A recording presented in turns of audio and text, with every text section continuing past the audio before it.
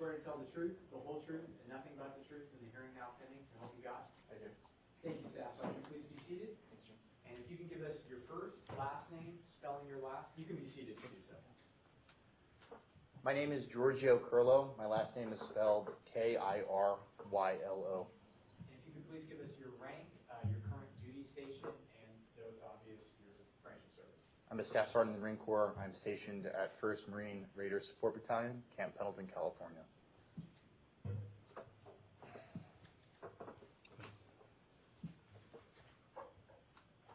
Good afternoon, Staff Sergeant. Good afternoon, sir. Could you please tell the jury a little bit more about your background? When did you first enlist? I enlisted in 2005. I was born in Jackson, New Jersey, grew up in New Jersey. I was in high school when September 11th took place. There was a lot of phone calls to the front office that day. A lot of kids getting news about family members. That was the day that defined my purpose, and I realized I was going to join the Marine Corps. I enlisted, and there was a while before I could ship to boot camp, so I enlisted when I was 18, and I got to boot camp right after I turned 19. My first duty station after A school in Pensacola was the Center for Naval Intelligence in Dam Neck, Virginia. I then transitioned out to 1MEF, 1st Radio Battalion, where I immediately deployed in support of an intelligence gathering effort in Jordan in 2008. I then deployed to the 13th MU in 2009, where we were witness to the piracy crisis in the Straits. I returned 3 months after that. I was deployed to Afghanistan, so 3 months off from my MU to Afghanistan, OEF 10.1, where I supported 3-4 and 1-2 in their RIP in Nowzad. The transition to Musa Qala, to northern Musa Qala, Panda Ridge operation, clearance operations in Karamandir, and formed PB Griffin. From there, I went to the Farah province. My job being somewhat different, I was sent to many different commands based off of where the trouble point was. In Farah, I supported an ODA on an intelligence operation, and then transitioned from Farah to the 3-7 and 3-5 RIP, where I remained with 3-5 in Sangin past the elections. I was supposed to go home after 6 months, but unfortunately, some members of my unit couldn't make it out on deployment, and I was asked if I would be able to stay for the whole year in Afghanistan, and I volunteered and said yes. So I stayed with 3-5 through the fight in Sangin and moved up with PMT to Kajaki towards the end, right around January of 2011, where I finished my Helmand tour of that year in 2010. I returned and went to an advanced SIGINT school in 2011 in Quarry Station in Pensacola. I got a new MOS, and from there I decided that I still didn't want to be indoors, and I put in my package to go to MARSOC. Went to the pipeline in 2012, and that's where I currently serve as a SOCSF. I have deployed twice with MARSOC, once to OEFP in the Philippines, where I conducted a Phase 0 shaping operation for intelligence, and then the second time I deployed with 2nd Raider Battalion out of Camp Lejeune to Iraq and fell under Sodif North. And that's how I'm here today. And you said your current MOS is? I'm an 8071. I'm a SOCSF. I'm a Special Operations Capable SIGINT Specialist. And can you explain a little bit about what that job is?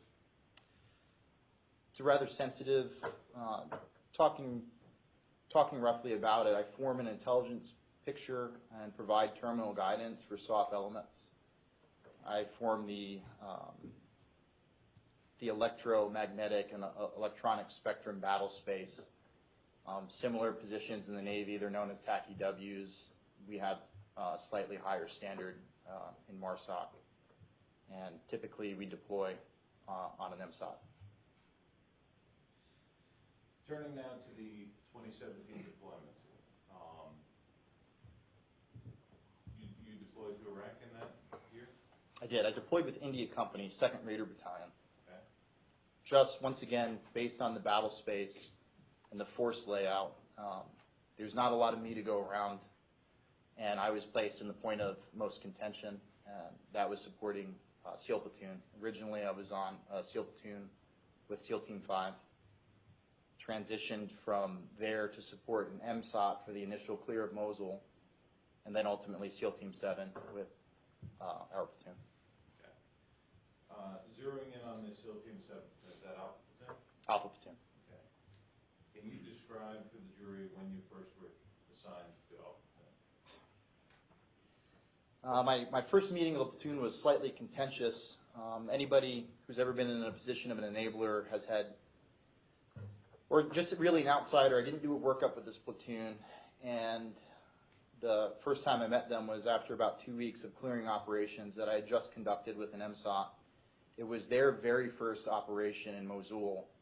I had already been there a while, and I'd already not been sleeping for a while, or eating or showering, and I showed up to the platoon to hop on the trucks on what I thought was I was already on the op order with my linguist in tow at around 5:30 in the morning for a clearing op. And that's when I first met Chief Gallagher and the rest of the platoon. How did that meeting go? It was not good. Can you explain? I have kind of a, maybe a little too in-your-face,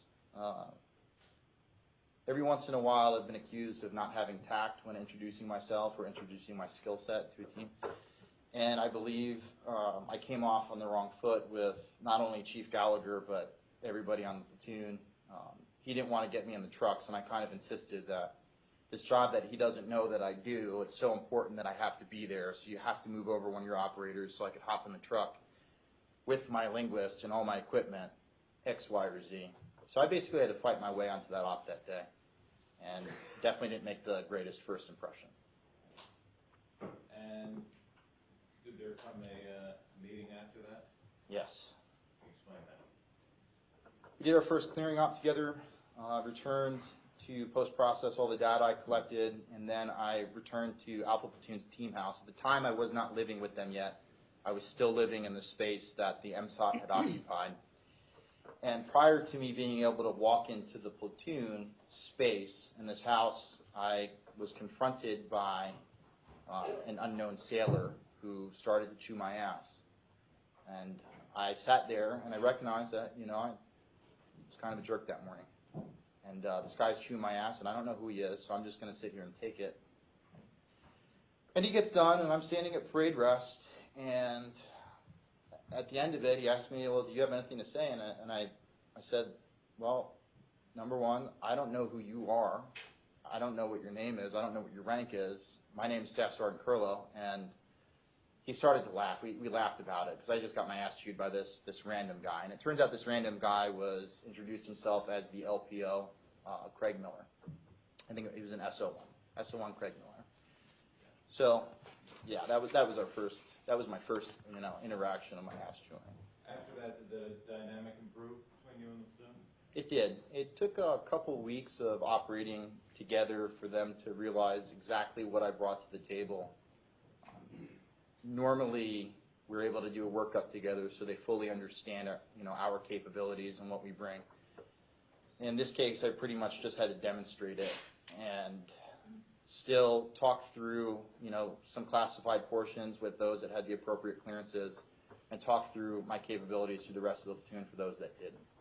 But eventually, I'd say after about 2 weeks of operating together, and I started living with the platoon at that time, everything turned to be a great working relationship. Did you become close with these guys? Absolutely. Can you describe for the jury some of the dynamics of this platoon that you observed? So from the get-go, I realized that the platoon was extremely junior. I didn't, in getting to know everybody's range of experience, some of the things that they've done, I realized very quickly that most of these guys were on their first or second deployment. It was certainly their first combat deployment. The platoon was very green. They were young. They were untested. They were super, not to talk around a generalization, but they were very much young Navy SEALs. Very cocky, but still very green. What about the chief? Chief was old school. Can you explain? Absolutely. Chief Gallagher definitely had a strong leadership style, very gruff, kind of exactly what I've been used to in the Marine Corps, and really what I've come to expect out of the Special Operations community as kind of as a senior leader.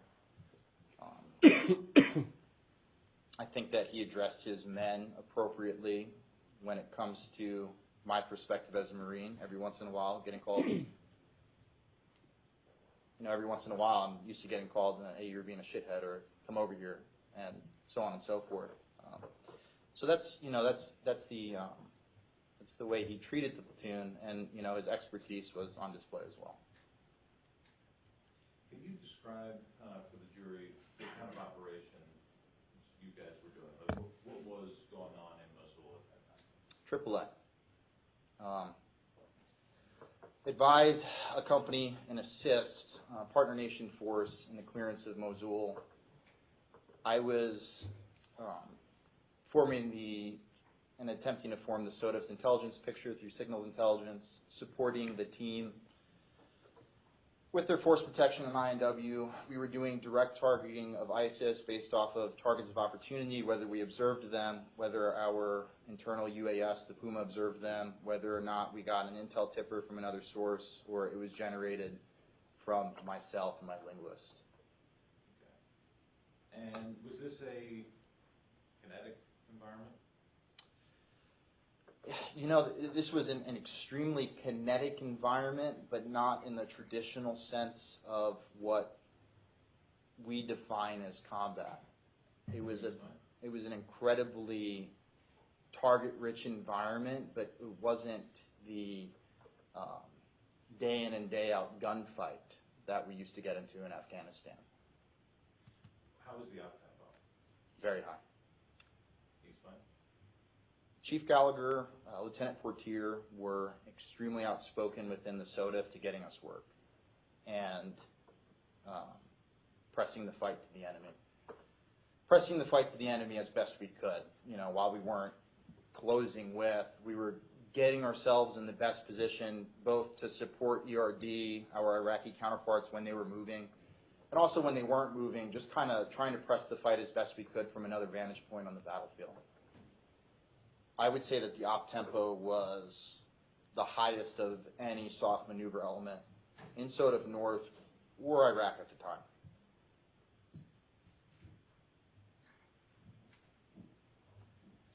So, going back to the dynamics of the platoon that you observed, were there any problems? There was. Explain.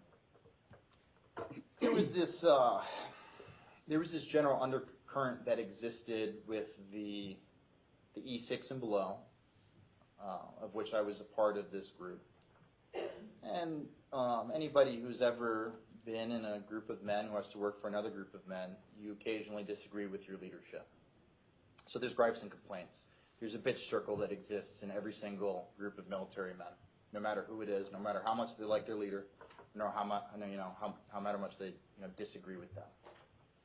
So the general undercurrent in the platoon was that from the beginning, Eddie's a rock star, and then all of a sudden, after a few months of us doing these AAA missions, not doing DAs, not doing halves, not doing gaffs, the op tempo being high, but not a lot of work being shared across the platoon, these guys started to look for reasons that Gallagher was just being a shitbird, if you will.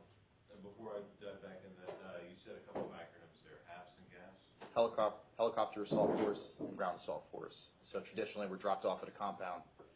We run up and shoot everybody on the inside, if they're bad. So you said that to develop a certain impression of Chief Gallagher. They did. Can you explain? So we would get these care packages sent out from an organization that would send, an American Legion associated organization that would send care packages forward. We would all go through them. Originally, a lot of the complaints stemmed that Eddie was going through the care packages and taking things before anybody else in the platoon could get to them. I didn't observe that. I observed the gripe circle, and I was definitely a member of it. I never tried to squash it. I didn't feel like it was my place, kind of being an outsider, regardless of my experience. Did you ever see him actually taking anything? Absolutely not. Did it become almost like a joke that anytime something goes missing? Yeah.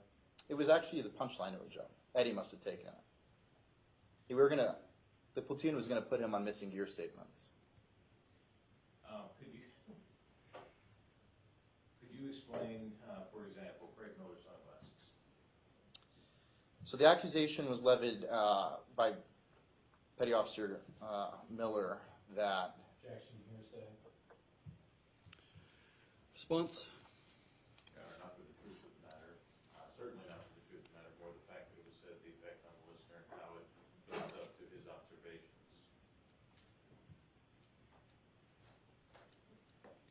Government response? I think that there's a way that you can get to that effect and those observations without bringing in hearsay. The objection is overruled. You may proceed. the platoon purchased, Navy SEALs, believe it or not, purchased Gator sunglasses, and they were all matching with the platoon logo on the right side and an American flag, or the platoon logo on the left and an American flag on the right going forward into battle. Each member of the platoon purchased a pair of sunglasses that was identical, and we wore them on operations. There was an accusation levied that Chief Gallagher had stolen a pair of sunglasses from Petty Officer Miller. About a few days after this taking place, there's a couple ops in between here and there. I walk into his room, and I am saying small talk, I'm trying to get dip from somebody. He lived with Dalton and DeLay. And he moves his rack aside, and we both hear something slide against the wall and hit the ground. And he bends over, and he looks, and he picks up his sunglasses that he had misplaced. Yet he had said that Chief Gallagher had stolen them. So I watched him, and he kind of had like a funny look on his face, and we all like looked at each other because at this time he was very much friends with these guys, and we all thought it was very funny. I want to shift a little bit. Did you hear them complain about tactics? Yes, they complained often. Can you explain that? I came from obviously a background not as a grunt, but somebody that has extensively supported grunts and extensively supported sniper operations. Normally in filling under the cover of darkness, at any compromise, whether it's a dog barking, an Afghan coming into a field, and just getting that feeling that we're compromised, we would boogie out. Our operations were conducted during the middle of the day under direct observation, often by ISIS spotters. And many of us in the platoon complained about some of the very aggressive, kind of in-your-face tactics as not being tactically sound for conducting urban sniper operations. Now, eventually, my impressions of those operations changed. Can you explain how it changed and why? The SOTF had imposed, or it's really it was really a rule that came from the CJOC, that there was this 1,000-meter invisible line that we were not allowed to cross in regards to the forward line of troops, and then on the other side the flat. So at any one point in time, we were forward line of enemy troops. So there was a buffer between there was a buffer there, sometimes a block, sometimes a major highway network. So in terms of being 1,000 meters, we'd be 1,200 at times away from ISIS. The danger level of direct fire engagements, we would get shot at fairly often, but the fire wasn't effective when we could just walk downstairs. I soon realized that we were doing things aggressively in order to draw ISIS out. Originally, I was under the mindset that that's not what it wasn't a sound tactic. Right. And I was a part of all of those gripe circles. Did the rest of the platoon realize that there was purpose behind this? I do not believe that they ever did. Did you have hot washes at the end of every operation at the platoon level? Really, only only in the beginning. Typically, every unit that I've been a part of post-operation, even for a logistics convoy, we would do a hot wash. In MARSOC, we always do a hot wash after every op, even in training. Things that we could improve upon, things that we did well. The platoon originally started doing this, and eventually it fell off. I would say after about a month, we would get home and everybody would go to the winds. All right, I want to focus in on the operations you would do relative to snipers. Okay. Okay. Can you explain how those work? Like who picked the OPs? How did that happen? Eddie was the tactical lead. He would pick all the OPs. He did that in coordination with a couple of the other snipers, but he was the final say when it comes to the selection of those OPs. And those OPs, by the way, had to get, in essence, approved by the SODIF. We had to be allowed to go to where we wanted to go. But Eddie was definitely the tactical lead in the platoon. Okay. And then how did he assign personnel to those OPs? He actually, in something that I recognized later that I'll take on further in my career, he did a very good job of rotating every member of the platoon through all of the positions in the platoon. So at any one day, there would be a school-trained sniper in an OP and a new guy in an OP that's never touched a sniper rifle in his life. And Eddie would rotate all of his new guys through different OPs. Everyone became proficient the way that he would do this rotation. If you weren't in a sniper OP, you were in a mortar, or you would be manning a Crows, or assisting with the Puma, or shooting a Switchblade, or shooting a Javelin, or Carl G. So there was a definite rotation. The mainstays were the school-trained snipers were often included in every single operation when they were actually in Mosul. Now, what were you doing during these operations, to the extent that you can describe? My function, in particular, the intrinsic details of it is extremely sensitive, but I form the team's intelligence picture, and I form a targeting picture for the team and the SODIF based off of the electronic spectrum. Now, is that something you do from behind some type of a talk or something, or you do it out in the field? Absolutely not. I have to have proximity to the enemy to do my job. Okay. So you're in the towers with them? I am. Okay. How often would you go out with the platoon? Every single hour. How did the rest of the platoon cycle? Were they all going out every single op? No, they were not. Can you explain? The platoon was put on a blue-gold shift based off of the footprint of some of these OPs and the fact that we didn't need everybody in the platoon on every single op. Eddie would rotate half of the platoon back to our team house in Sheikh Khan, Iraq, which was a mansion, and it was a paradise, and everybody had a bed, air conditioning, would go on trips to Dahuk, and half the platoon would be in Mosul conducting operations. This was done on roughly a 2-week schedule for the majority of the deployment. Was there any, you said you went out on every op, right? Yes, sir. So did you get to do this blue gold rotation? No, sir. What color were you? Go. Okay. What about anybody else who was go? Yes, sir. Who? Lieutenant Portier, T.C. Byrne, and Eddie. Now, from your position there, and again, I don't want to get into anything we can't here, but were you able to share the information that you got with all the members of the platoon? At the appropriate classification level, based off of their clearance, yes. Can you explain? Not everybody in the platoon had a clearance appropriate to understand or for me to articulate to them the ins and outs of exactly how I do what I do. Sometimes even the precision of what I do is classified at the TSSCI level. Lieutenant Fortier had a TSSCI, and so did Chief Gallagher. So I was able to explain the intrinsics. For everyone else, I would just declassify it to that level, and everyone had that full information flow from me appropriately. Okay.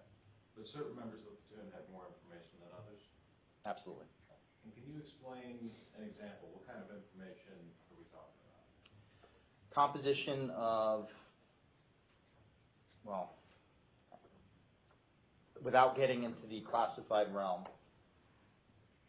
Well, let me ask you it a different way. When you dumb it down to an unclassed version, you put it out on the platoon net, right? I did. Okay, so if I'm an SO2 on the other end of the platoon net, what kind of thing would I hear from you, as an example? Hey, ISIS is going to be moving a shipment of ammo with 2 women. They're going to be moving under the bridge, and it sounds like it's happening right now. Okay. Now, you said women. Is that something that ISIS frequently did? All the time. And what kind of information did the platoon need in order to engage a combatant? You just needed a positive identification that that person was ISIS. Okay. And how would they develop that positive identification? Sometimes I would like to think that I played a major role in that. ISIS would not want to be seen with a weapon on the battlefield, just like in Afghanistan.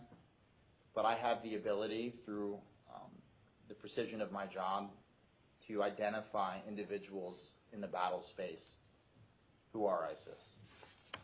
And would you pass that information to members of the platoon? I would, but in that unclassified speed. Right. And then they could use that to target those individuals, correct? Yes, sir. Did anybody in the platoon ever come back and ask you whether they had targeted somebody that they shouldn't have? Yes, sir. Can you explain?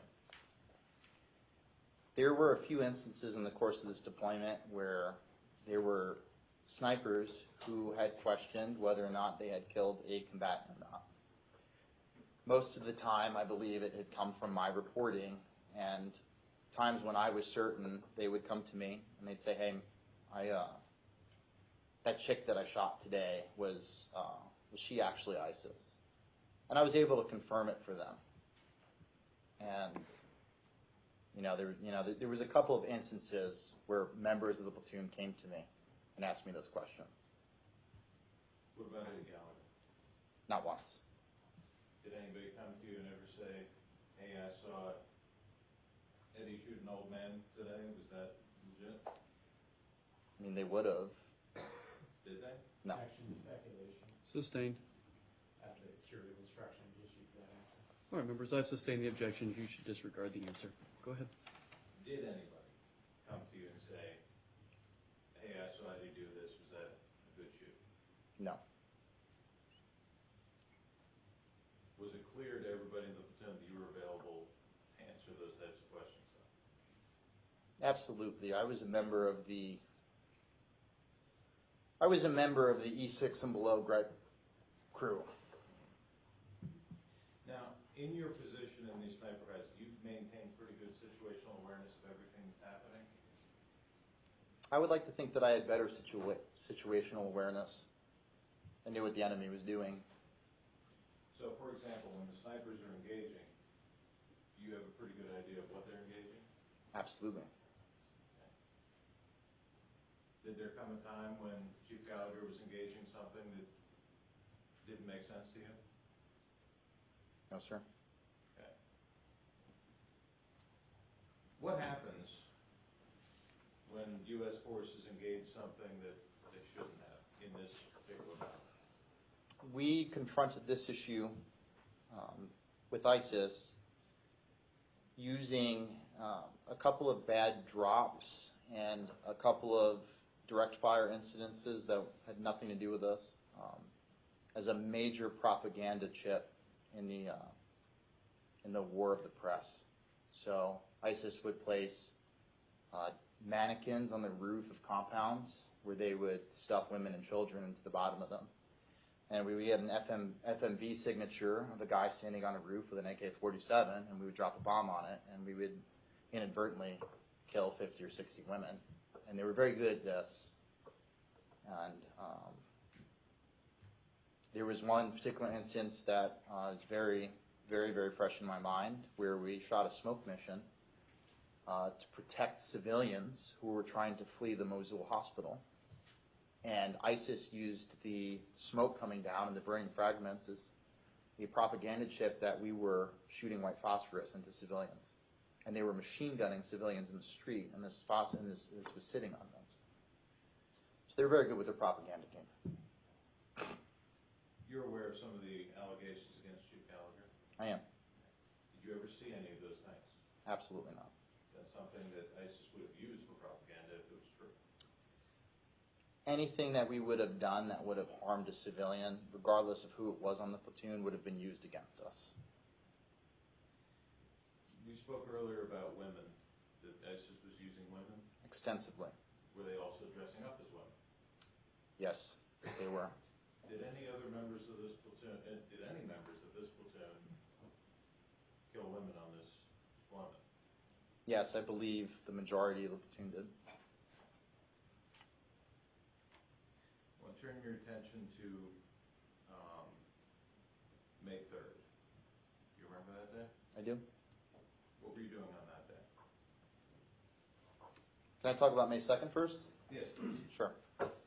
Part of my duties in performing my job and doing the intelligence soak of the battlefield is preparing targets for the SOTF as well as my platoon.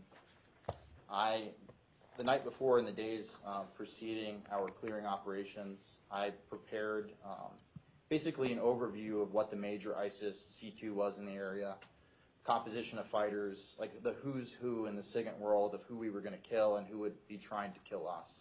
And I developed some pre-planned targets, really for ease of use for targeting. If we go out the next day and I get indications that this target's active, I already have all the intel built on it that we could just drop it before they kill us.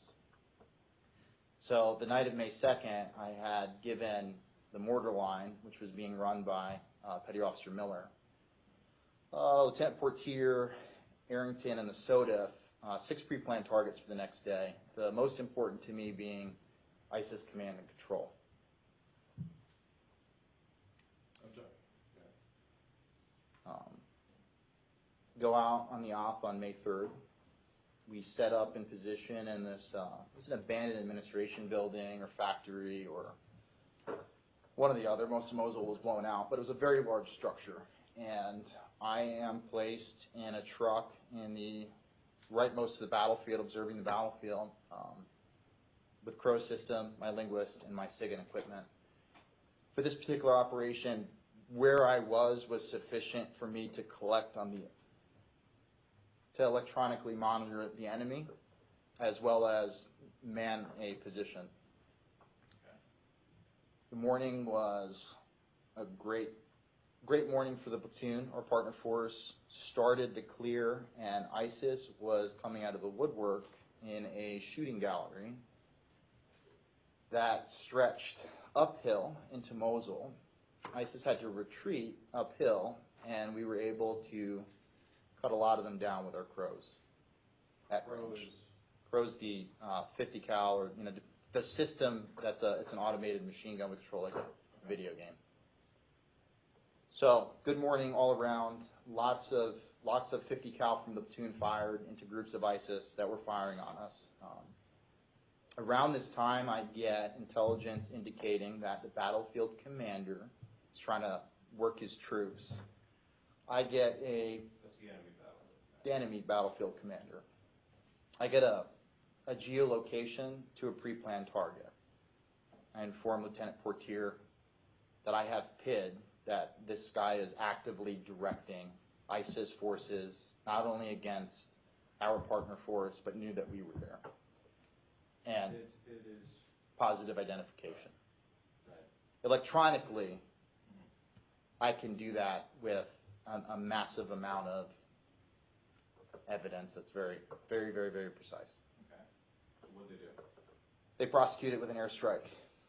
Two in coordination, Joe Arrington, our SOTAC, prosecuted 2 hellfires into that compound. Right after those hellfires go off, my linguist and I noticed that the ISIS commander just magically goes off the net, which is normally an indicator that we got him. Okay. What happened next? It's a decent lull in the fight. Our partner force moved very quickly that day, knocking that C2 node out. They didn't have the ability to rally any troops, so they all just eat him out. They were gone. 2 hours go by of just not a lot of anything happening. Our partner force occasionally would take lunch in a weird time, and ISIS would take lunch as well. So 2 hours go by, and a minor amount of boredom is set in. A Humvee rolls into our compound with a whole bunch of Iraqi soldiers around it, and a guy, it looks like he's dead, on the hood of it. They're running up. I got my linguist outside. I think we're smoking a cigarette, and they're running up, and I'm like, what is he saying? I say, oh, this is the ISIS guy from your guys' airstrike. This guy's from the airstrike. So this is the first live ISIS member from our battlefield that our platoon had seen. The only one that they'd seen in this entire deployment. Comes rolling in on the hood of this Humvee. When you say only one you've seen, meaning seen up close, right? From our battlefield. Okay. They've seen detainees up close, but that wasn't from our airstrike, our platoon's fight that day. So what did you do? I took my linguist over to the truck to do a small amount of tactical questioning on this guy, just to really make sure that there wasn't anything that was going to harm my team or the ERD further. What did you ask him? I asked him his name. I asked him how old he was. He said he was 17. I don't remember his name. I asked him if he was a member of ISIS, and he said he was a member of the Furqan Brigade. Okay. I asked him who his battlefield commander was and who the guys were that he was fighting with. And he said that he was fighting with 6 guys and that they were all dead. And that his commander, and I forget his name, was dead as well. At this point in time, me and my linguist look at each other, and we, give each other a high five, because this was the fruits of our platoon's labor, and that was our confirmation that, that not only was that airstrike good, like, that killed that C2. So. So what did you do? I sent that report up to the SOTF and the Iraqi soldiers at the time. They grab him off the Humvee, and they pull him off to the other side of it. Did you back off at this point? I did. I walked my linguist back to the truck to get him back on the cans. And just to be clear, when you say linguist, is that just like an interpreter? It's not. A linguist is in this context, linguist translates audio cuts. This individual is a TSSCI cleared person, a U.S. person, not a local national interpreter who, he's just the Google Translate on the battlefield. This guy works specifically with me for what I do. Would you have taken him out on those the sniper missions we discussed earlier? The majority of them, yes, sir. Okay. So the 2 of you step back. What happens next? There's a good amount of people milling about. Chief Gallagher comes down. I don't know where Chief Gallagher was, but he comes in. And he's always up in an OP observing or, with C2.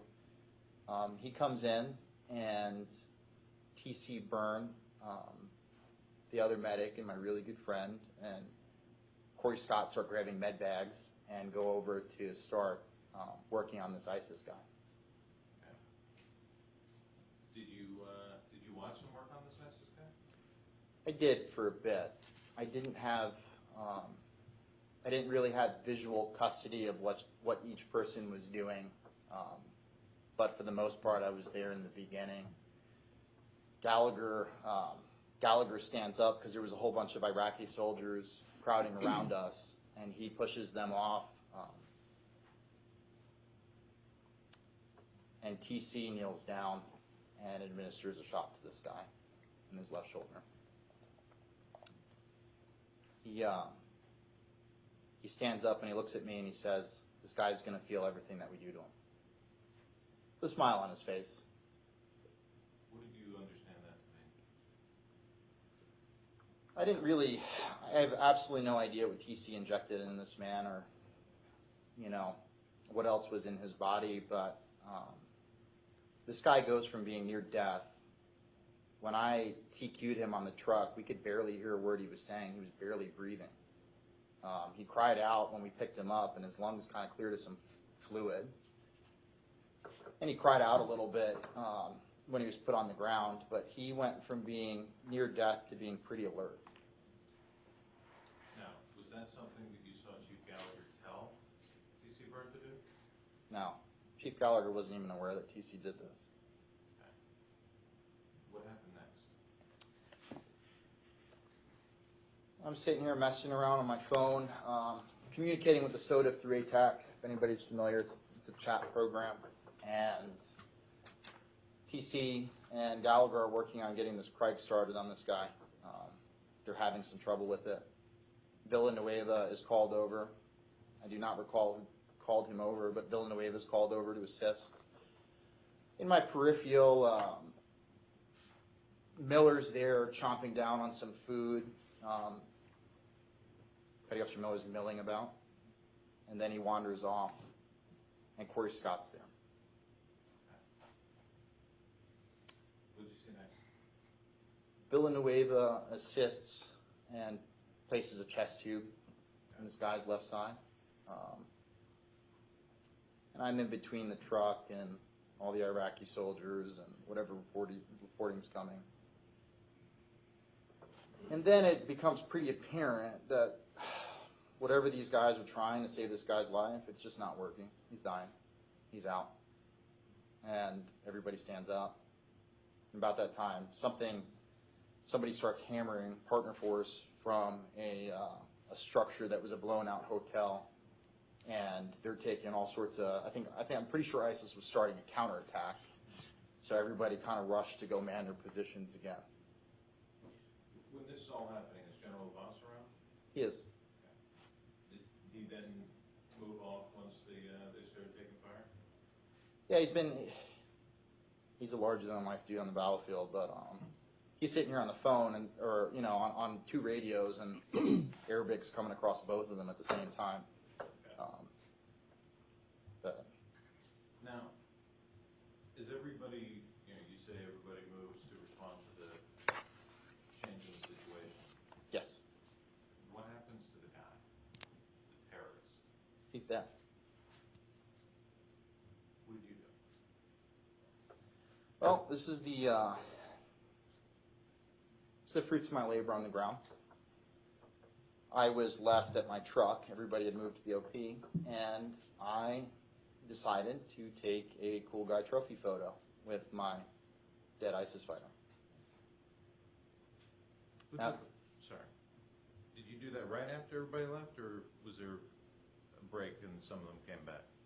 People were milling about. Okay. Who took the picture? Arrington, Would you recognize that picture if I showed it to you today? I would. Your Honor, this is, I would like to show the witness what has been pre-marked as defendant's golf. Golf, you may. identification.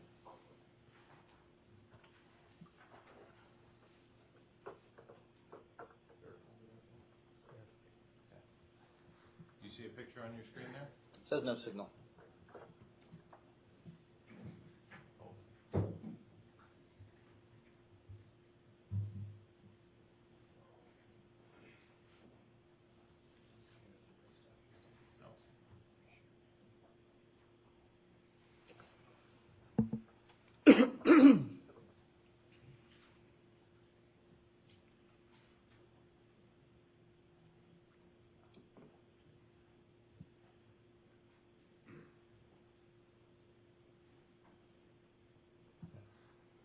How about now?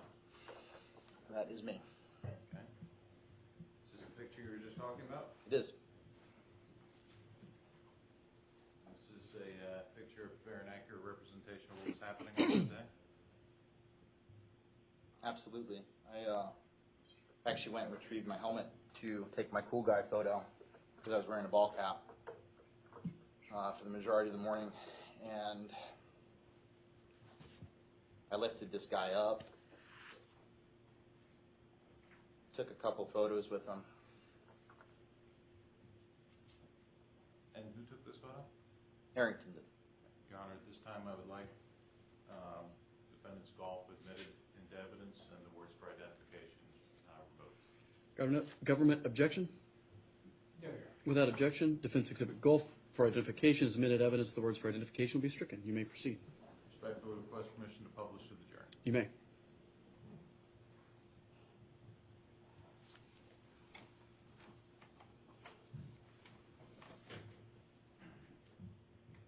it up on? Okay. I think it's just a big screen. Is it up on? Can anybody not see it?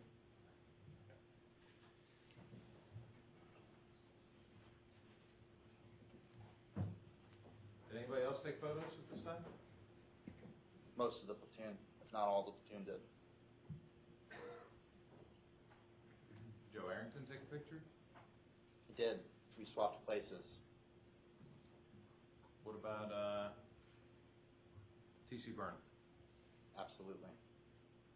Craig Miller, Absolutely. Chief Gallagher? Absolutely. Have most of the guys taken these photos before Chief Gallagher or after? The particular order was as guys came into it. Unfortunately, I was the first, or fortunately. They took, each guy took turns. Each guy took turns with the body to take a photo with it.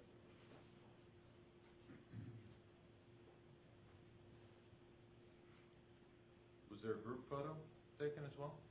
There was. Hold on just a second. Is this still up in front of the members? I took it down. Okay, thank you. I don't know what's wrong with the big screen. Do you want it on the break screen? We can take a break to make sure that happens. I'm just going to guess that the people sitting behind me probably want it on the big screen. No, But, I'm not as concerned about that. I mean, the important people have seen it.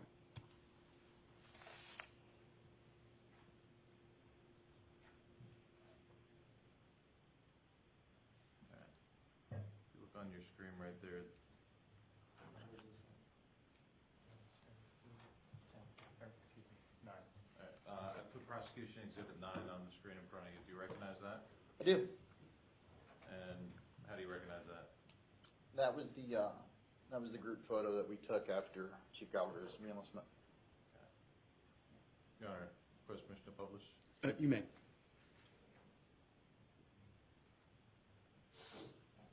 Why did the whole platoon? Hold on just a second. Let me make sure. Is there any member who does not have prosecution exhibit 9 on their screen at this time? That's a negative response from all members. Sorry, defense, go ahead. Why did all of these members of the platoon get in this photo? Objection calls for speculation. Sustained? Why did you get in this photo? This was a good day. This was a great effort from the entire platoon. This was our unofficial war trophy that just like some of our grandfathers took in fighting the Japanese in World War II, just like some of our dads took in Vietnam. This was a platoon effort that everybody was elated and happy about. Everyone in that picture? Absolutely. Craig Miller? Craig Miller. Was anybody talking about how this is actually Eddie Gallagher's knife kill? Not a single person. The actual argument was I more responsible for the death of this man, Arrington, or the helicopter pilot? Was General LaBasse taking credit for it too? As I find out later, yes. Now, I want to go to another photo that's already in evidence, if you don't mind. All right, this is prosecution exhibit 8. I apologize for not remembering the numbers. Your Honor, may I publish prosecution exhibit A to the jury? You may.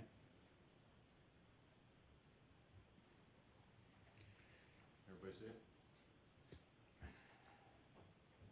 No?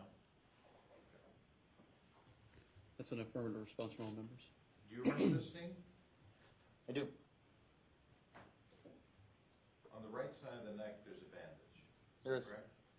Now, what did you do before taking the picture of this guy? I was fairly strong at the time, and I just wanted to see how heavy he was. I lifted him up by his hair, about 6 or 8 inches off the ground. Not all the way up off the ground, but just the top of his body. Did you see anything when you did that? I did. I saw a whole bunch of holes in this guy, from a tube in his side, what looked like a tube in his right side, and his crike. What about that bandage? The bandage lifted up and stayed stuck to his shirt when I picked him up.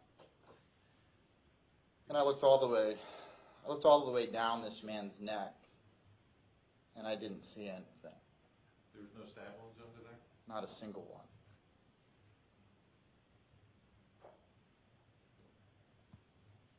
When was the first time you heard anybody talk about Chief Gallagher having stabbed this prisoner? It was after he was arrested. It's a long time later, a year and a half later, isn't it? It is.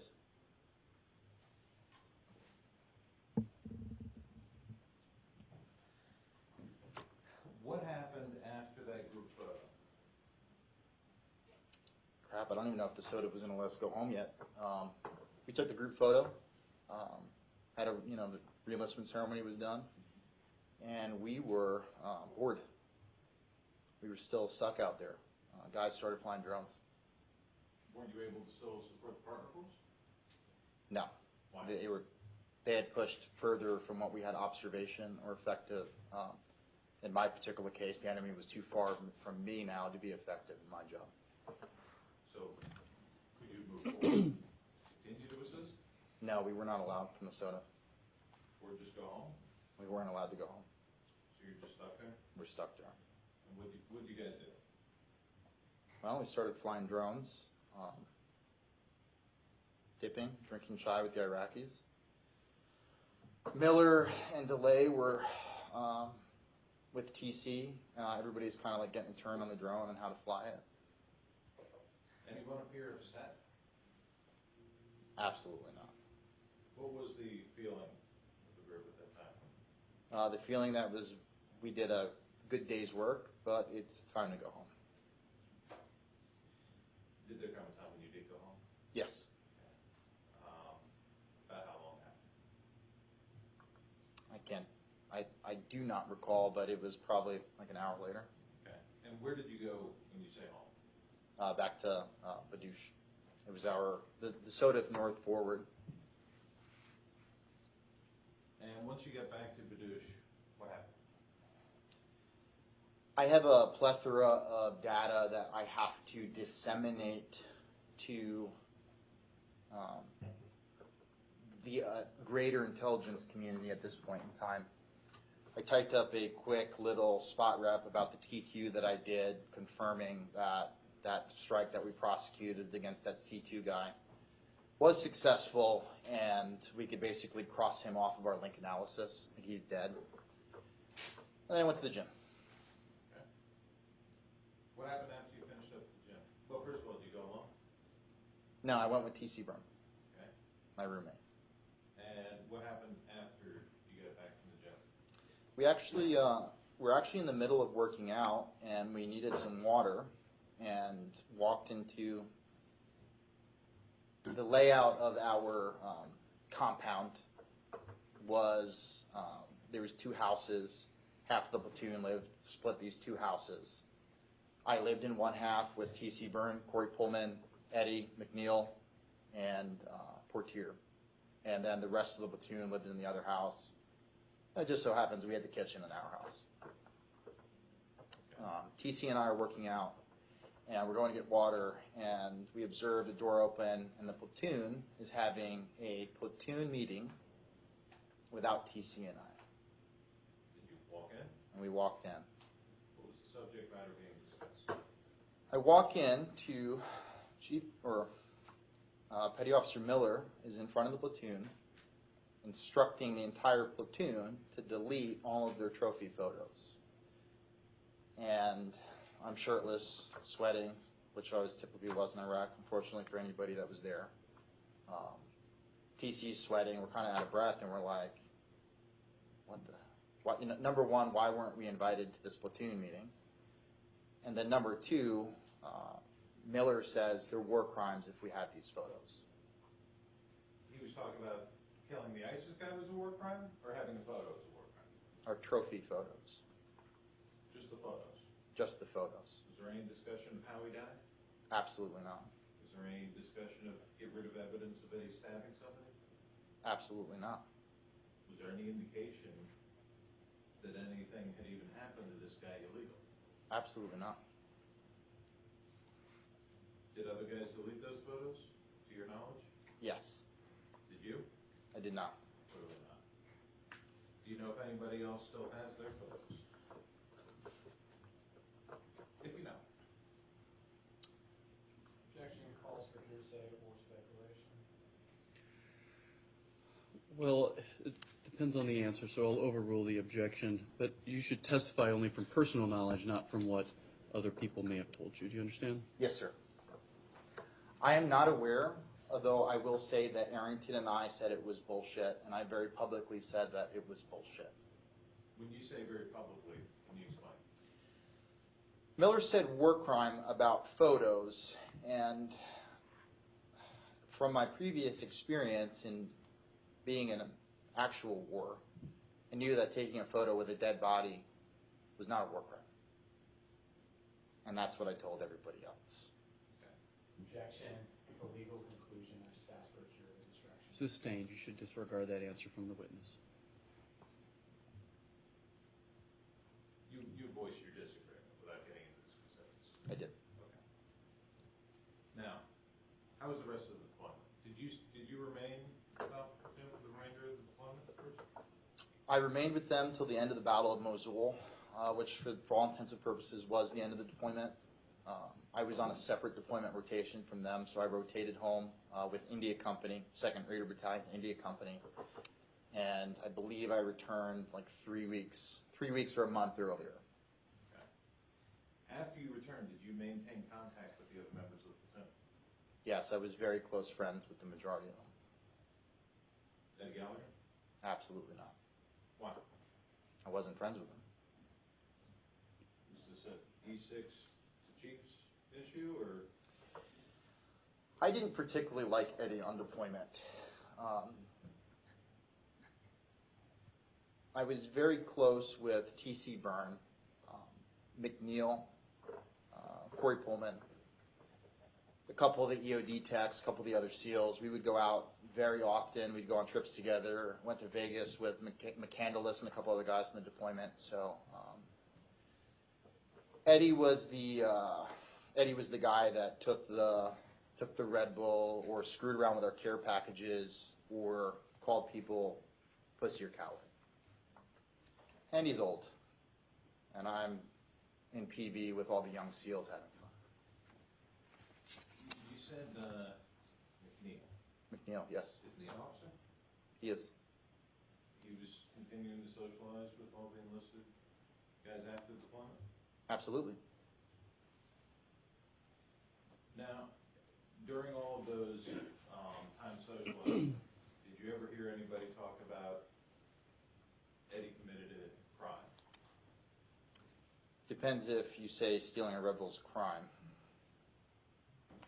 That's, He's been exonerated of that. okay. But aside from that, has anybody talked about Eddie shooting civilians?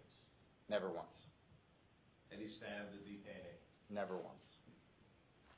You learned about this from the news, you said, right? I did. After you got arrested? I learned about the investigation from T.C. Byrne. When? I learned about it when he said NCIS raided his house and took the platoon's laptop with all the platoon's videos and photos on it. Okay. What do you think that they were looking into? I believed that they were investigating the entire platoon. I believe they were investigating us for potentially some of these photos getting shared. In addition, depending on who was observing the treatment to that detainee that day, maybe the whole platoon would be looked at as if, something bad happened to this guy. Did you think anything bad had happened? Absolutely not. Now, you heard that Chief Gallagher got arrested on September 11th. I did. Prior to his arrest, did NCIS ever interview you? No, sir. You were clearly in this group photo, right? Yes, sir. Wouldn't it make sense for NCIS to want to interview you? I would assume so. Did there come a time when they did reach out to interview you? They did. When? Special Agent Marpinski had called me and left me a few voicemails. Is this before or after Chief Gallagher's been arrested? It's after. Okay. How did you respond? I didn't answer his phone call. Okay. Why? I didn't really feel like I had any reason to speak to NCIS. Okay. Did you get an attorney? I did. Did you tell Special Agent Warpinski that you had an attorney? Ultimately, yes, I did. Okay. When I finally was ordered to meet him. Okay. Your command ordered you to go meet with him? My command was contacted through the MARSOC JAG on the East Coast, all the way through MARSOC chain of command from General U on down to first raider to first report to me. So the entire chain of command. Yes, sir. Is that because Special Agent Warpinski contacted your immediate superior and he informed the whole chain of command? No, Why? because he wanted to go straight to the top, I guess. Special Agent Warpinski? Special Agent Marpinski made sure that all of MARSOC knew who I was right away. Did you then go to NCIS? I did. I followed the order. Okay. Did you take your attorney with you? I did not. Why? He's up in LA. He couldn't come down. Okay. When you met with Special Agent Warpinski, did you tell him, I have an attorney, I want to talk to you another day? Yes, sir. Actually, Special Agent Marpinski had received my representation letter that morning. And I showed up and I told him I didn't wish to give a statement about my attorney, and here I was, as ordered, which is a lawful order. So just to be clear, you said you didn't want to give a statement without your attorney. You didn't say, I'm not talking to you at all, right? I was not going to say anything without an attorney present. Okay. How did he react? He was cool, calm, collected. He said, "Okay, cool, I get it. I got your letter. Anybody who comes to NCIS ever has to give some biometric information." Okay. Did you? He did. He pulled out this form and said that he just needed to get some basic information: my name, my date of birth, what unit I'm with, what my address was, and I recognize that I'm freely giving him this information.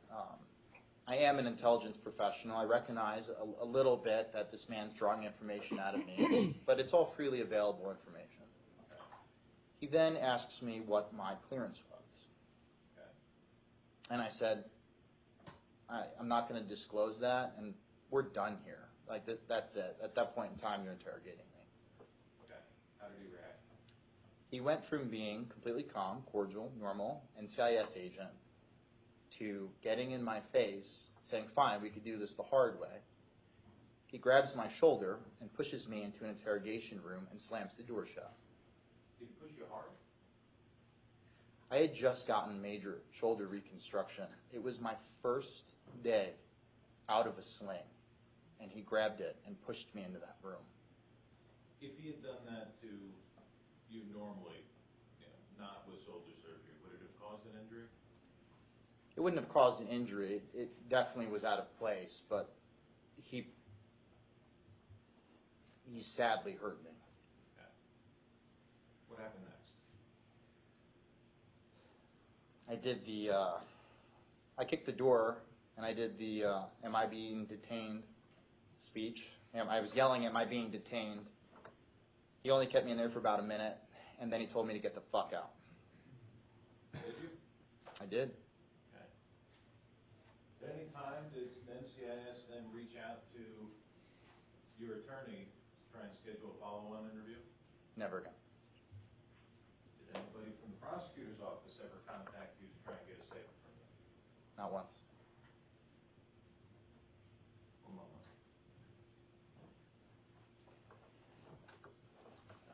I have no further questions at this time. All right, members, let's take a short recess. Let's return to the deliberation room about 10 of the...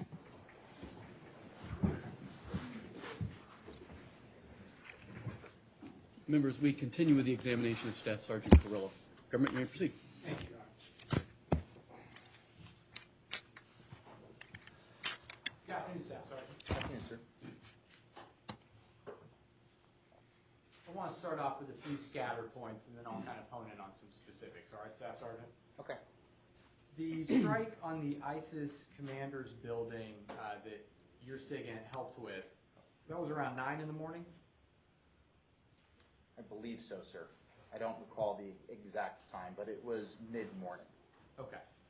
You mentioned on direct examination with Mr. Parlatore a couple of specific examples of LOAC incidents during LOAC violation incidents that you recall being reported. You recall that? The smoke cloud and ISIS shooting into it. Do you recall talking about that? I recall the propaganda that ISIS used, alleging that we were doing these things. The U.S., not our platoon, but the U.S. as a whole. I believe it was the Army that shot that smoke mission. Okay. And that was in relation to questions about capability of reporting LOAC violations while you were on deployment? That was in regards to what what ISIS does with dead civilians. Okay. Now, you also used a specific example when you were talking about the intelligence that you would put out over the comms, and that was at a lower level, right? You had to push that down kind of to the secret level for most of the platoon? Yes, sir. And you used that example of you might put out intelligence at the secret level of someone, hey, here's an ISIS person carrying materials to resupply. Do you recall that?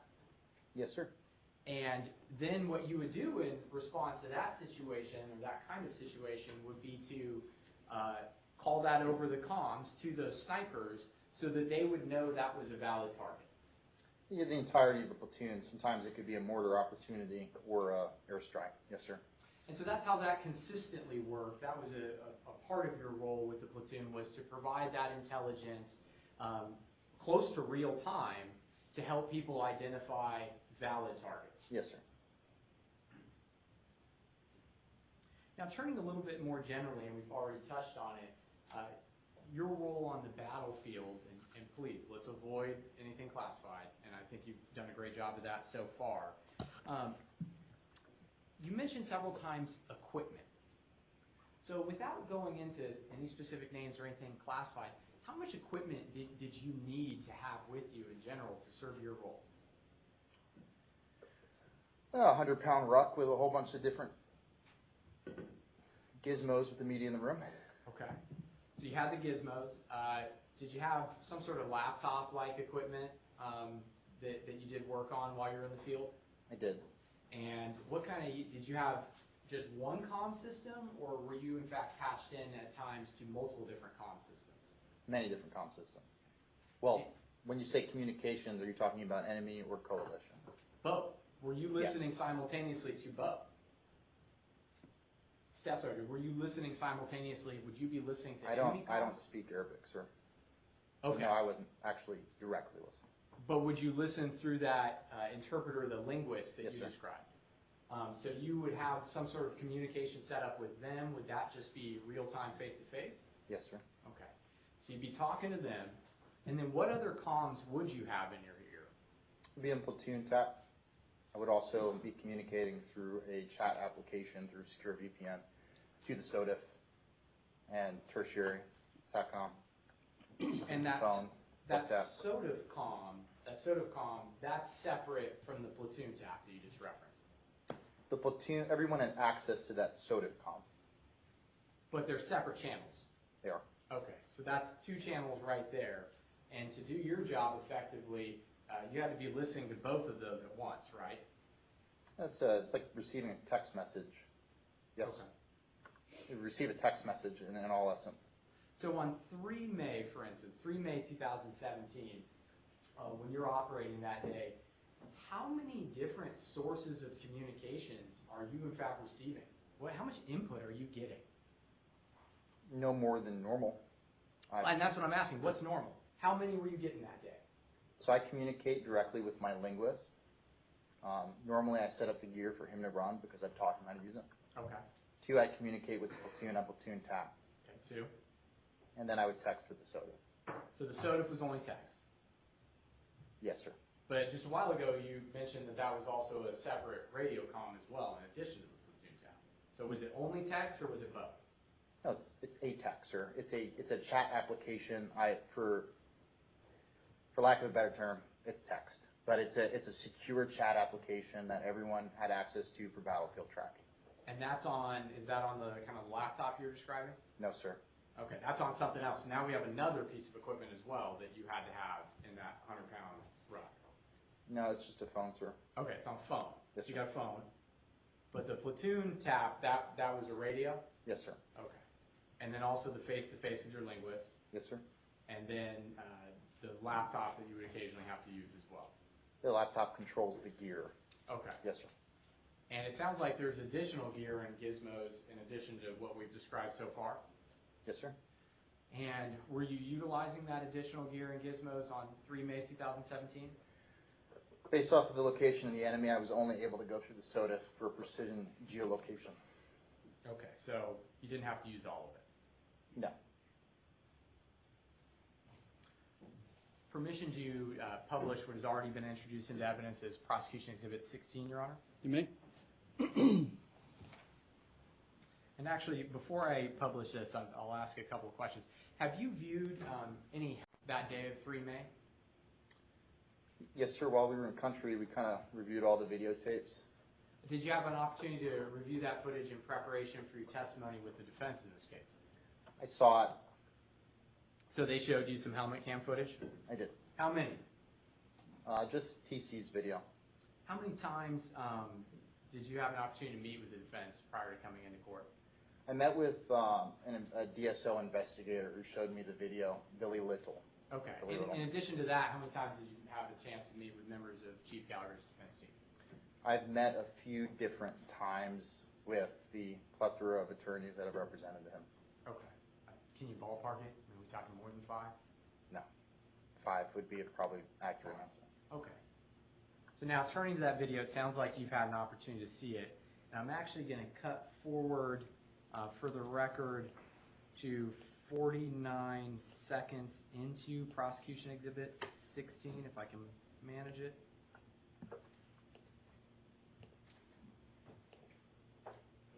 Oh, I see what we're doing. There we go.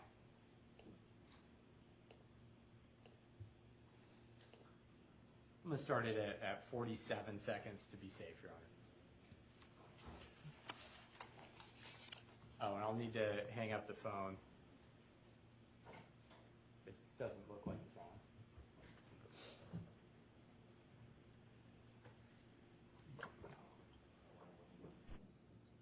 Okay, there we go. Lieutenant John is off the line, Your Honor. So playing and publishing Prosecution Exhibit 16. First, can you see that on your screen, Staff Sergeant? I can, sir. And does that appear to be a still or a still shot from that video that you've had a chance to see?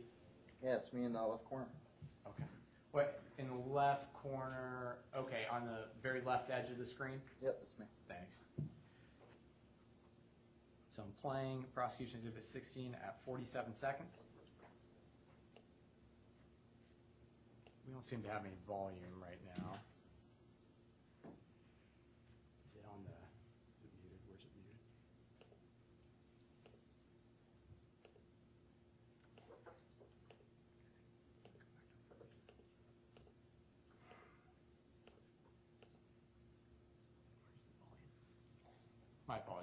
Mhm.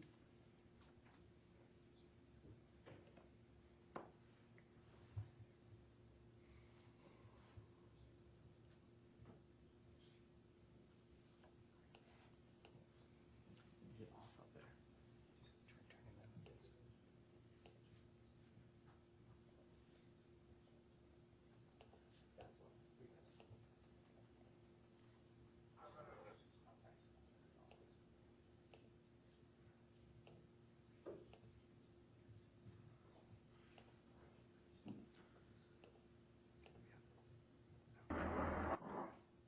All right, so now we're actually at 48 seconds. My apologies to the court for that delay. So I'm going to play the video starting at 48 seconds. Yes, sir. Hey Eddie, this is for my SIGINT strike. Let me know if you need help. So I'm going to pause it there, and we heard the phrase, "Hey Eddie, this is from my SIGINT strike. Let me know if you need help." Was that your voice, or it was your voice, wasn't it, Staff Sergeant Kirylo? That was my voice, sir. So I'm going to pull that down for the time being. Now, that day, you had participated and orchestrated with Petty Officer Arrington the strike on that ISIS commander's building, correct? Along with Lieutenant Portier. He was the actual commander. Okay, so you coordinate the strike, it gets hit. Following that, what were your duties? What were you doing following that prior to the ISIS prisoner being brought in? I continued to build the intelligence picture, do my functions in terms of holding my sector of security. By then, partner forces pushed through, so there's not much to shoot at anymore. And monitor the intel situation if there's anything that comes from the SOTF. And it sounds like from your job, it would be accurate to say that as long as you guys are out in the field, you need to be working. You need to be monitoring those things, don't you? If I have the bubble to do that, if I'm within the bubble to do my job. Yes, sir. Did you ever at any point that day leave that bubble? Well, the Iraqis had cleared ISIS through my effective range of electronic monitoring. ISIS was beyond the immediate tactical portion. So your work that day just stopped following that strike? There's other functions that I perform, sir, but my greatest effectiveness is the closest to the enemy, and they were pushed back. And so how many other functions did you have? Just SIGINT and targeting, sir. So that's what I'm asking. The SIGINT and the targeting sounds like that function was still ongoing then. It was, but it's a tempo. Some days you don't get anything. Some days you get a lot. It's not really I describe it more as an art than a science. And there's other factors in there.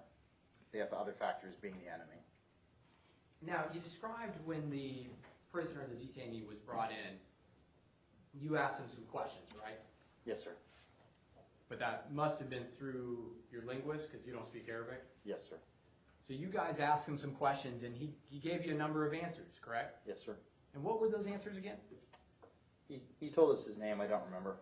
Okay. Did he give you any other information? He said he was 17 years old. What else? He said he was fighting in the Furqan Brigade in a group of 6 people, and his commander was whatever his name was, I don't recall. And did he tell you anything else about that commander? He said he was dead. So at that point, it was part of your job to relay that information back, correct? I did. And then at some point, where we kind of saw it start in that video, you see Chief Gallagher begin to provide medical treatment to him. Yes, sir. And from that stage, it kind of sounds like you just stand there and watch for a while? I'm not a medic, sir. Oh, I understand. And I'm just going back to your testimony on direct. You just told us about all the different duties and things you had going on when you were operational. But your testimony was that you essentially watched the entire time that Chief Gallagher, T.C. Burns, and Corey Scott treated that detainee. Isn't that correct?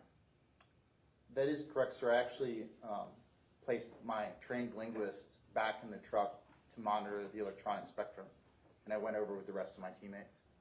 And then so for 20, 30 minutes, you, not being a medic, just watched 3 other medics do their job? For the most part, yes, sir. Well, for the most part, because that's important right now, those details like that, for the most part. So let's put the most part aside. What were the times that you weren't watching them? So for instance, I would look down on my phone and I would get an update from the soda, and then I would look up, or maybe I put in a dip, maybe I grabbed an MRE, or maybe I walked back over to the truck. I definitely did not maintain visual custody of what each person was doing. Okay, and in fact, right now, when we unpack that a little bit, it sounds like there would have been a number of times in that time frame when you didn't maintain visual custody, correct? Yes, sir. Looking down at your phone to see what SOTA's telling you, that can be a few seconds, can it? Yes, sir. Only takes maybe a second or even a half a second to stab somebody, doesn't it? I can't answer that, sir. Okay. And then when you went back to your truck to get something like you just described, that would have taken even longer than just looking down at your phone, wouldn't it? I mean, my truck was right here. And you went inside to get something out of it? No, I just would mill around the back. That's where I would talk to my linguist, see if anything's going on. He's very well trained. He would come out and tell me if something was going on. And so, okay, so now we have another thing that may have pulled you away from just kind of staring at the medics and the detainee. It sounds like you talked to your linguist at the truck then? I believe I went over there once, sir, yes. Okay. And at some point you also maybe were just milling around your truck as well? Maybe waiting for your linguist to come out? Like I said, sir, there was a large lull in the battle. Understood. So I think we can conclude that there was quite a number of times that you weren't actually watching Chief Gallagher and those other individuals with that prisoner. Isn't that fair to say? I don't believe the amount of time that this was taking place was as long as you're making it seem, sir. Okay. It wasn't very, very long. And certainly the medics who treated him would be in a better position to kind of talk about how much time passed, wouldn't they, than you would? Yes, sir. I want to talk a little bit about what happened with NCIS. Now, you got those phone calls from Special Agent Warpinski. That was back in October of 2018. He was reaching out to you, leaving voicemails. Yes. And you'd already testified that you knew Chief Gallagher had been arrested for stabbing that ISIS prisoner at that point. Yes, correct? sir. But your testimony on direct examination was, I didn't call Chief Gallagher, or excuse me, I didn't call Special Agent Warpinski back because I didn't think I had anything to add. That's exactly what you said on direct examination, isn't it? Sir, they dragged his family out at gunpoint. If I come out and tell the truth, what are they going to do to me? Did you have a chance to talk to someone about that kind of response? Talk to the lawyer, sir. Okay. And so, here you are, hearing news that your chief, during that deployment, Chief Gallagher, was arrested for murder. But you didn't want to call and just say, hey, I just happened to look under that bandage and I didn't see a single stab wound. That didn't occur to you? Sir, it occurred to me that an innocent man was arrested and I was afraid what was going to happen to me. But you didn't call. I did. You didn't ask your attorney to give a proffer what you could have told to exonerate Chief Gallagher, did you? Objection. Sustained. So, that's October 2018. And then there's November. And then there's December. Now we're in January of 2019. And at this point, you're starting to have some of those meetings with the defense team in this case, aren't you? I had just come off of convalescent leave for my shoulder surgery, so I was pretty much out for about 45 days. So when was the first meeting with the defense team? I reached out to, I don't know what the exact date is, but I had reached out. You reached out to the defense team I did. and talked with them that, hey, you know what, instead of going to law enforcement with this, maybe the best thing to do would be to wait until we're on trial and just kind of try and spring my version of events as a surprise. Objection. That was the decision? Basis? Argumentative. Overruled. Sir, I've been doing this for 14 years. I'm sorry, it's just a yes or no, Staff Sergeant. Was that the decision? No, sir. Okay.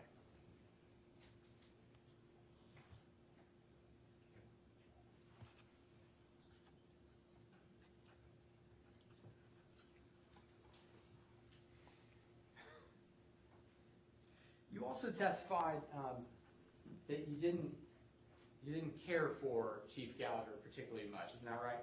Yes, sir. And so you didn't care for him so much that on multiple occasions from July of 2018, March of 2018, you and he would text back and forth after that deployment, wouldn't you? Very, very. We maybe exchanged 3 or 4 text messages. How you doing, buddy? You tried to arrange to meet up at least one time, didn't you? We had discussed getting a beer at Ballast Point because he left Sculpin. And that was for the person that you didn't particularly care for, you were arranging to get a beer with. Sure, we were in combat together.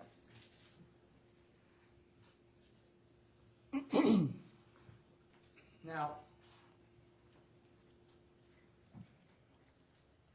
I want to play another part of Prosecution Exhibit 16. Permission to publish, Your Honor? You may.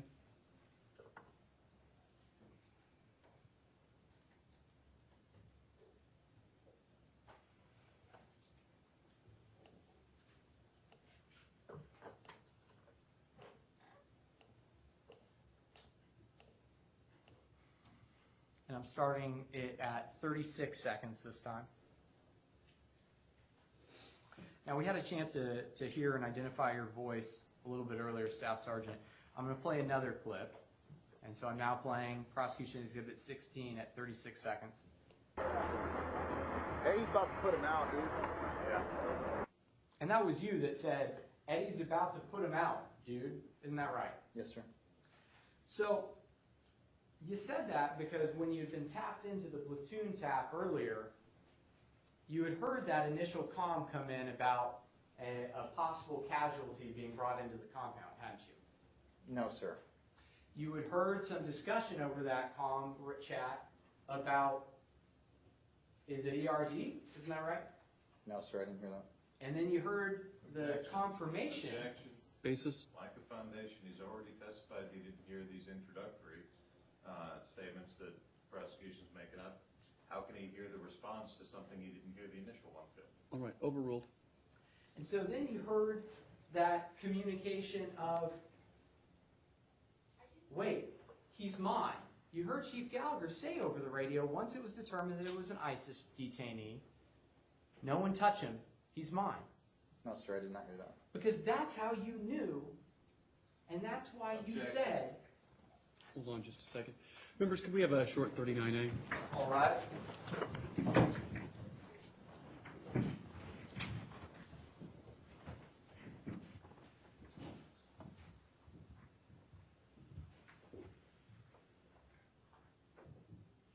Everyone, please be seated. Mr. Mazzella, could I see you for a second?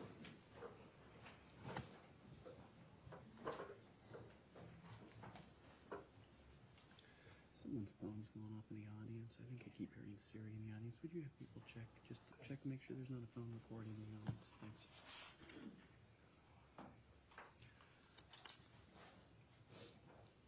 All right, sorry. What's going on, defense? That's how you knew, based on a text message that, or a radio call that he didn't even hear?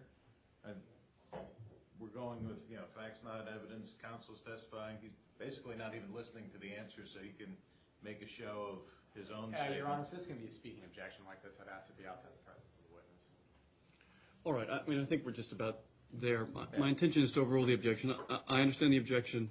You're invited to readdress on redirect if you'd like I to. will. I mean, it's just, it's not. All right. Are we ready to bring the members back in? Defense? Yes, Judge. Government? Yes, Your Honor. All right. Would you ask the members to come back in? For the record, I've had somebody's phone going off in the audience, so I've asked security to check and make sure that we're clear of phones. Mr. Carrick is entitled to have his phone to assist with the defense, but no other persons are supposed to have phones in the gallery.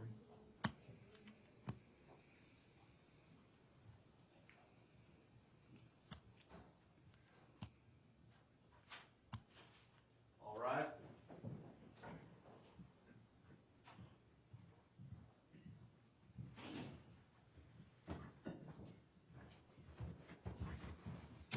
Everyone, please be seated.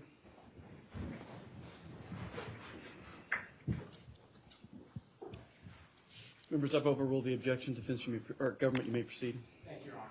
So then, Staff Sergeant, you overheard Chief Gallagher say on that comm, no one touch him, he's mine. Objection, asked and answered. Sustained. And you already said no.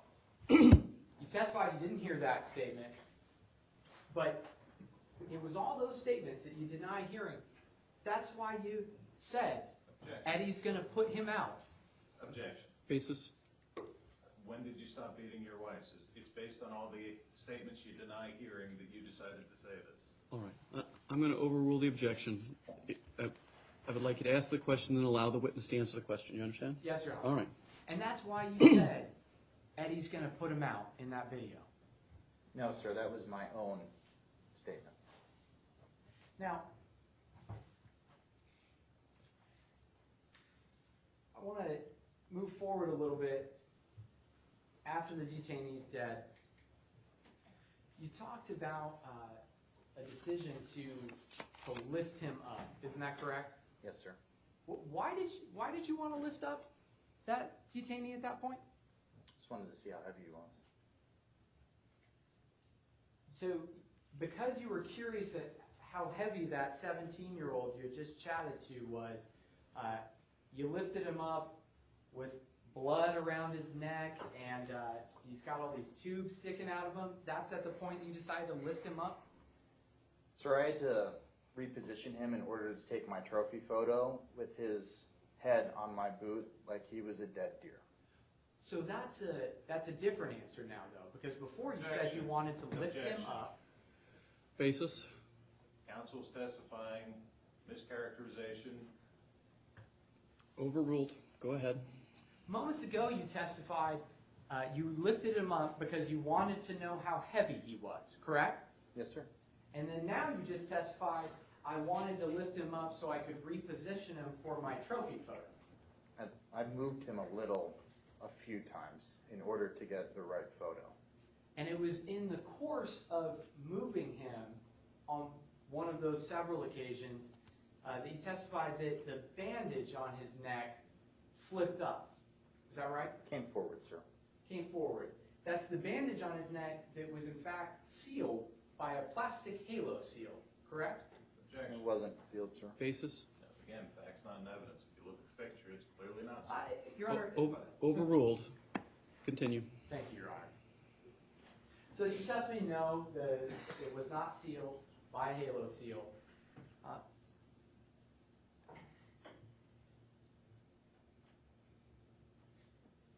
And you also testified that during the presence of that treatment that you watched so intently, it was SOC Miller. Where was he? He had walked behind TC and I. He was eating an MRE, and he walked back to his truck. And then SO1 Scott was there as well? He was. And SO2 Villanueva? Yes, sir.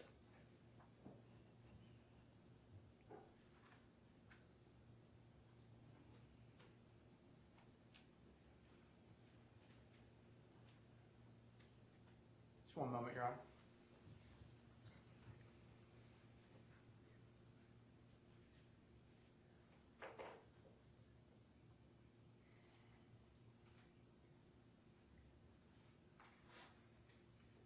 Now, Now, you testified on direct examination that T.C. Byrne made a comment to you at one point during that treatment, correct? Yes, sir. That now he's going to feel everything or something to that effect, right? Yes, sir. But you didn't try to stop him or intervene at that point, did you? I had no idea what he meant, sir. You didn't care. I mean, he just told you he's going to feel everything right before he started to perform a cricothyroidectomy on him. Isn't that your testimony? I had no idea what he meant. He was my best friend, sir. I just took the information. Let's just keep it clear. You heard that statement, Yes, sir. and then you saw T.C. Byrne and Chief Gallagher start to perform the cric on the detainee. That was your testimony, right? Yes, sir. But you didn't know what he meant. No, sir. It's possible that maybe you had an interpretation, you just didn't care about what T.C. Byrne had told you. Isn't that right? Sir, It's just a yes or a no.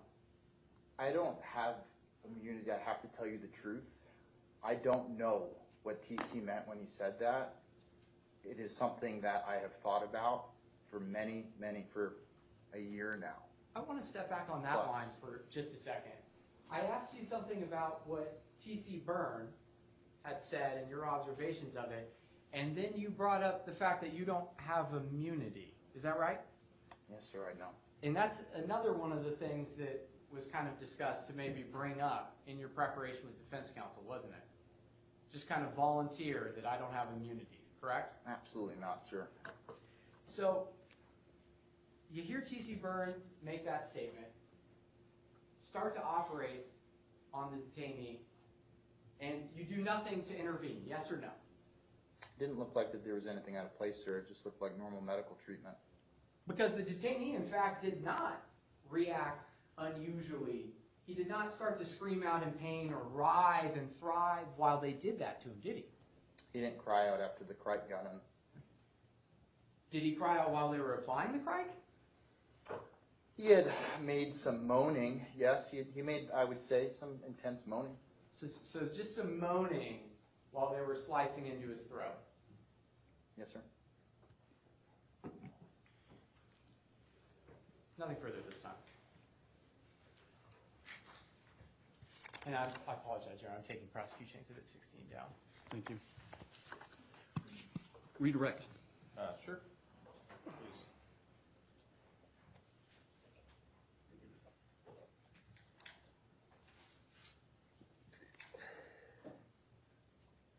Staff Sergeant, you were just asked a whole bunch of questions about why you didn't proffer to the prosecutor. Is that right?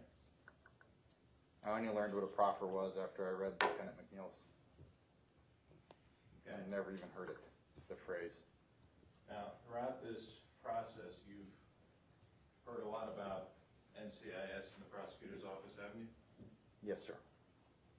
Heard about prosecutorial misconduct? Yes, sir. Heard about manufacturing evidence to try and frame Eddie Gallagher? Objection. Absolutely. Let's go. No, he went into... Hey, hold on, everybody, please. All right. What's the basis of the objection? Outside the scope of cross-examination relevance. All right, I'm going to overrule the objection. I will caution the members that this is just being asked in order to gauge the witness's own personal opinions about the process and not for the truth of any of the matters asserted by the questioning. So you may proceed. You heard about misconduct by these prosecutors? Not necessarily these individual prosecutors, but misconduct by prosecutors in this case? Yes, sir, I have.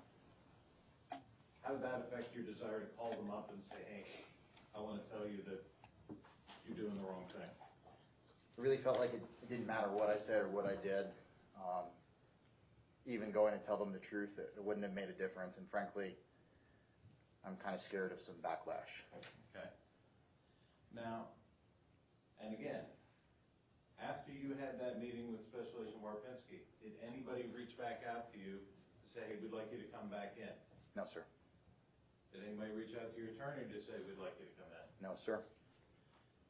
About 2 weeks ago, was your name in the Navy Times. Yes, sir. And what did the Navy Times say about you? Navy Times said that I was expected to Objection, testify. hearsay. Not for the truth of the matter. All right, members, if you'll excuse me just for a second. All right.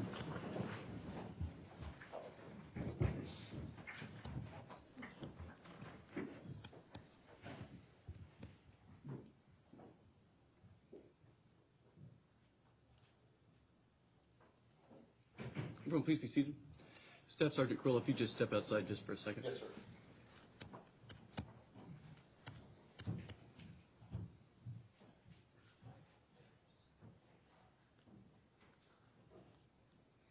If it's not enough for the truth, what's its purpose? The effect, 2 weeks ago, there was a Navy Times article that said he was going to be a defense witness who was going to testify that there was no stabbing, and yet after being put out in nationwide news that he's going to be a witness to say there was no stabbing, nobody called him. Nobody said, hey, can you come in? We have equal access to witnesses. They never even got to the point of him, you know, if he would have refused, if he would have complied, if they would have had to go for an immunity deal, they didn't do any of that stuff because after Special Agent Warpinski grabbed him roughly by the shoulder, even though he's clearly in these photos. I've got you. All right, I'll overrule the objection. Would you ask the witness to rejoin us?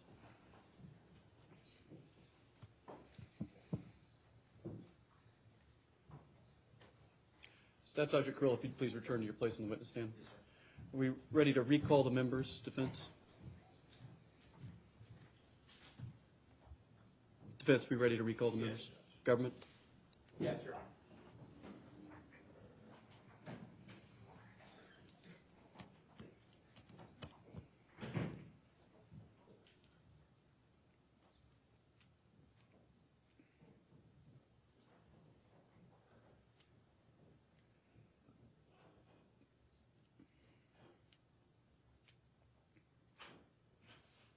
All right.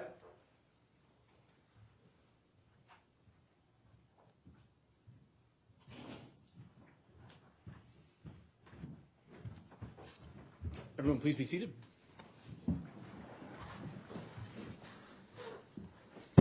Members, I have overruled the objection. Defense, you may proceed.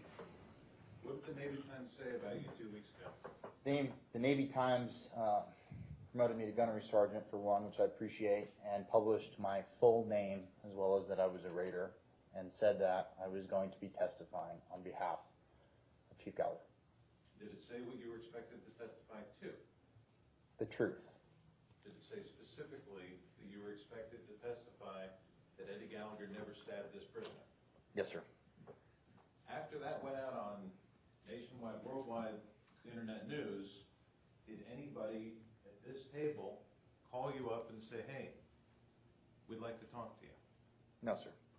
Did anybody from NCIS call you up and say, hey, we hear you're going to be a witness to this, we'd like to talk to you? No, sir. Did anybody from the government side ever reach out to you in any way to say, we just read in the Navy Times that you have information that there was no stabbing, can we talk to you? Nobody has reached out to me since I was thrown into that interrogation room. You were asked a bunch of questions about things that might have distracted you while the medical treatment was going on. Yes, sir. Did anything distract you when you looked under that bandage? Not a thing. What did you see under the bandage? There was no stab wound. There was a crike. There was a little bit of blood, and there was a nasty yellow shoulder. Now, you were asked about text messages with Eddie Gallagher. Yes, sir. Initially, when you came back, were you very close to these other E6 members of the platoon? Best friends. Describe your relationship with T.C. Byrne. If I ever get married again, I wanted TC to be the best man at my wedding. I have stayed at his house. We have gone drinking. We've gone sailing. We would talk for hours on the phone when he was in Green Team, through selection and through some of his, when he failed CQC and then went to, got orders out of the teams. He told me about NCIS raiding his house and taking his laptop, the laptop with all of our photos on it. And he was my main conduit of information based when I thought the platoon was getting investigated. But absolutely, an absolute brother. Is he still an absolute brother? Not once he started lying. What do you mean? He's lied to me About? about his conduct that day. Anything else?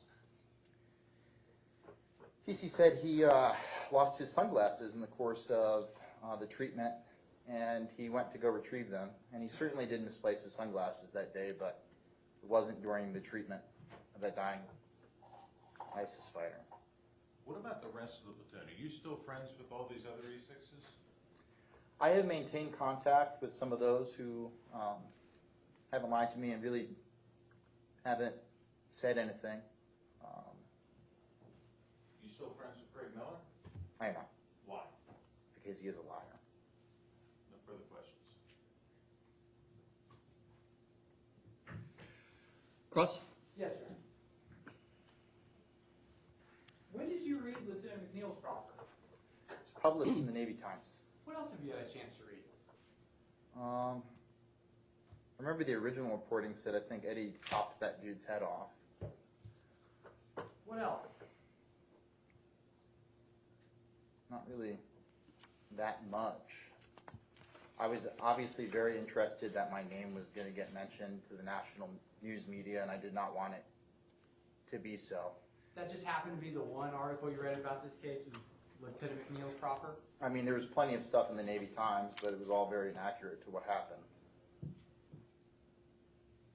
You got a chance to look at some of the other investigative materials, didn't you? Not really.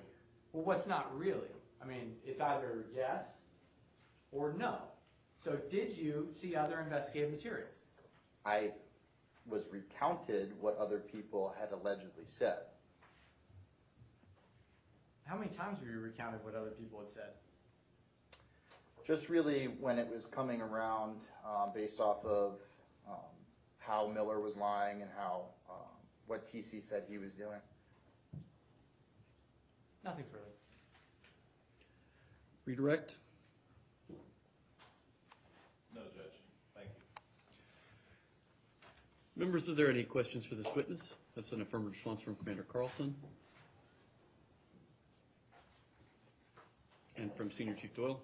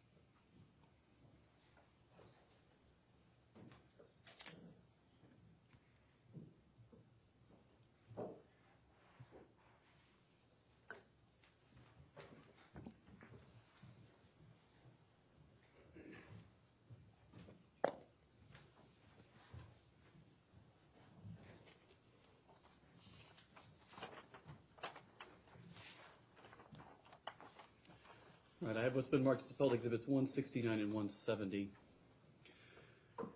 Staff Sergeant Kirylo, when did you read Lieutenant McNeil's proffer in Navy Times?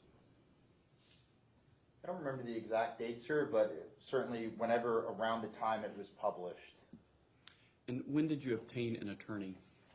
I obtained an attorney when the command was getting ready to, basically when MARSOC was contacted on the East Coast. Do you remember what month or year that was? December of last year.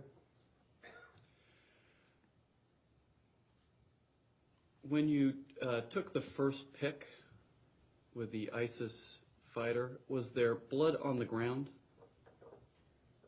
near his head? Yes, there was.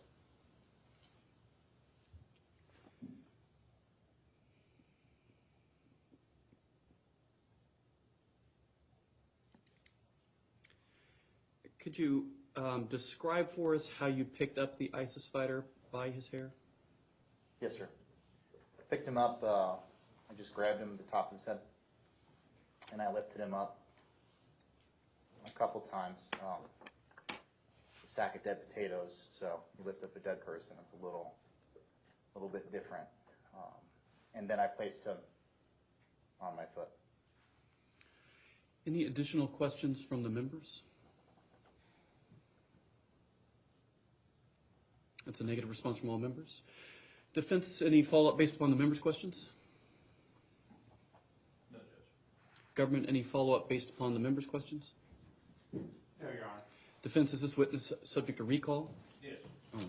Staff Sergeant Kirylo, you are temporarily excused. During the pendency of this trial, you're directed not to discuss your testimony with anyone other than the counsel in this room. Do you understand that? Yes, sir. You may step down.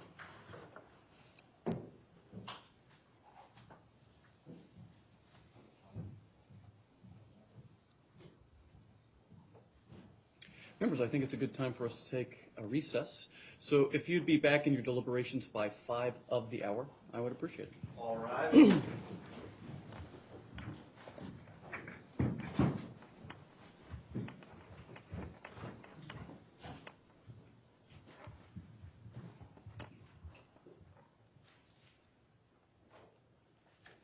Court is in recess. Please carry on. We have, is it Dr. Stutchman? Mr. Stutchman. Schmunk. Is it Dr. Schmunk or Mr. Schmunk? All right. And government, have you heard back one way, do we have formal responses from Region yet on either Lieutenant Portier or Lieutenant Commander Barish? I know that What's that? Okay, but we don't have formal responses back from either. On either. Okay, that's fair. I just can't proceed on either until we have some response, formal response back from them. All right, thanks. Oh, thank you very much. I appreciate your time.